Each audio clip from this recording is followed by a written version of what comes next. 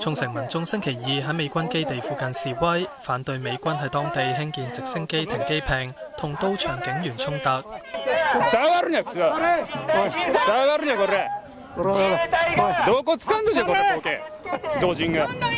日文嘅土人解做野蠻人，帶有歧視成分，被視為禁忌。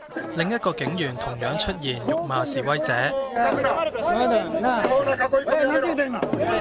由於日本右翼相信沖繩嘅反美示威係由中國政府指使，經常以支那人辱罵反美人士，個警員解釋係受影響脫口而出。幾十個沖繩居民星期四朝早再到美軍基地抗議警員侮辱沖繩人。